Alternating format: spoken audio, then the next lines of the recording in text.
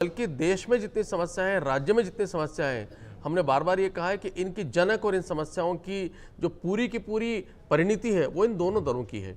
अब आते हैं मूल मुद्दे पर। जहां तक सवाल देखिए ओबीसी आरक्षण का है, हम दो बातें हमेशा कहते आ रहे हैं। नंबर एक कि हमें समग्र रूप से सोचना चाहिए। हम ये सोचें कि देश में जितनी भी जातियां हैं, जितने व्यक्ति हैं, उनका विकास कैसे हो सकता है। अगर आप उस समग्र रूप से सोचेंगे तो शायद ये तकलीफ कभी आती नहीं। लेकिन होता क्या है, पार्टियां करती क्या, और अब तक की राजनीति जो एक पारंपरिक राजनीति है, जिसको हमने दिल्ली में जाकर बदला है, पंजाब में जाकर बदला है, परंपरागत राजनीति में दोनों पार्टियां करती है कि फौरी तौर पर जहां पर फायदा मिल सकता है उसको उठाती हैं।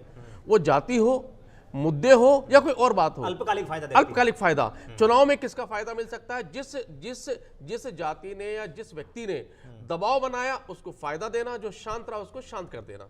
जब तक ये सोच रहेगी तब तक ये विसंगतियां बनती रहेगी। हमारा शुरू से कहना यह है कि हमें पूरी तरीके से साइंटिफिक तरीके से सोचना चाहिए कौन सी जाति कमजोर है, कौन सा वर्ग कमजोर है, कौन सा व्यक्ति कमजोर है, और उसके सर्वांगीण विकास के लिए हमें क्या नीतियां बनानी है, ये हमको बनानी चाहिए। और हम उसी पे काम करते हैं। जब तक आप इस तरीके से नहीं सोचेंगे, फौरी राजनीति, फौरी लाभ के लिए काम करते रहेंगे, तब तक विसंगतियां बनती रहेगी। तमाम लोगों को आपकी सरकार राजस्थान में आने तक इंतजार करना होगा, शायद न्याय हो पाए। देखिए, दो चीजें हैं, या तो हमारी सरकार आने का इंतजार करें या फिर इन सरकारों को सही करें। ये जनता के हाथ में है। जो एक दिन की राजा जनता बनती है उसके हाथ में बहुत बड़ा वजूद है उसका।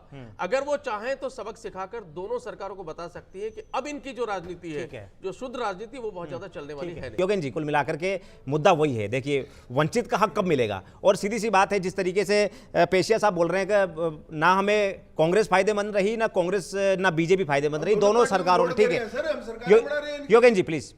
देखिए, दौलत राम जी का दर्द मुझे समझ में आता है, और सिर्फ दौलत राम जी का दर्द नहीं है, पूरे भारतवर्ष की जो हर व्यक्ति है उसके सीने में दर्द है।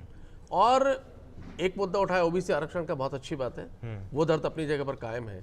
लेकिन आप तमाम मुद्दों को अगर देखेंगे जी, तो आप चाहे महंगाई का मुद्दा ले लें, चाहे आप पेट्रोल डीजल का मुद्दा ले लें, चाहे आप रोजगार का मुद्दा ले लें, चाहे नारी सुरक्षा का मुद्दा आप ले लें, चाहे अन्य मुद्दे ले लें, ये सारे मुद्दे जनता के दिल में दर्द है।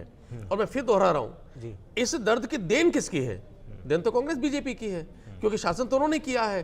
तो जब आप ये सवाल उठाते हैं और दूसरे पर सवाल उठाते हैं, तो दोनों ही दल चार उंगली अपनी तरफ उठा लेते हैं, क्योंकि ये उन्हीं की देन है। देखिए, कांग्रेस को भरपूर शासन का मौका मिला। अगर तमाम विसंगतियां थी, दौलत राम जी सही कह रहे हैं कि तमाम विसंगतियां थी, अगर वो चाहते तो इनको दूर कर सकते थे। तो आज मौका नहीं, तो तमाम मुद्दे 70 साल का शासन वर्सेस 20 साल के शासन में उलझे रहेंगे। योगेन जी, मेरा एक छोटा सवाल है, क्या ये तमाम मुद्दे 70 साल का शासन वर्सेस 20 साल के शासन में उलझे रहेंगे? नहीं, मैंने आपको वही कहा ना, वही कहा।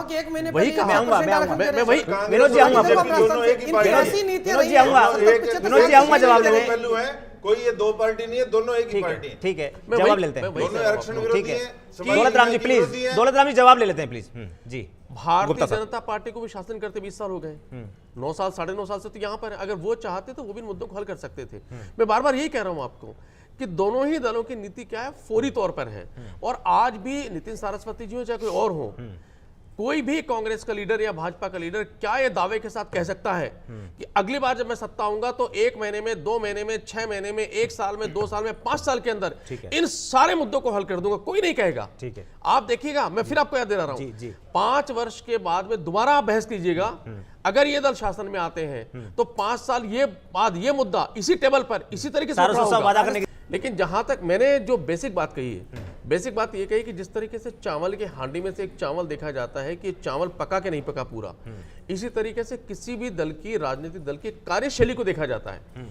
हम जो दिल्ली में बात कर रहे हैं, चूंकि दिल्ली में हम एलजी के किस प्रेशर पे काम करते हैं आप भी जानते हैं, लेकिन उसके बावजूद भी हमने जो वादे किए, चाहे बिजली हो, पानी हो, स्वास्थ्य हो, बाकी रोजगार हो, वो हमने सारे पूरे किए हैं। और यही वजह है कि आज तीसरी बार हमारी सरकार है, हमें वहां जनता का आशीर्वाद मिला है। ठीक है, हम बार बार राजस्थान में बात उठाते रहे हैं कि राजस्थान में कभी भी किसी सरकार को रिपीट नहीं किया गया। उसका कारण ये है कि जनता वाकई में यकीन नहीं करती। लेकिन चूंकि वापस विषय पर आता हूं, मैं फिर ये कह रहा हूं कि ये जो दल है, चुनावी लाभ के लिए कांग्रेस भाजपा कुछ भी वादा कर ले, लेकिन जैसे ही चुनाव आते हैं 5 साल के लिए, उसके बाद ये सोते हैं, 1 साल पहले जगते हैं और फिर वादे करके वापस सत्ता में आने के ख्वाब देखते हैं। ठीक है, समय की सीमा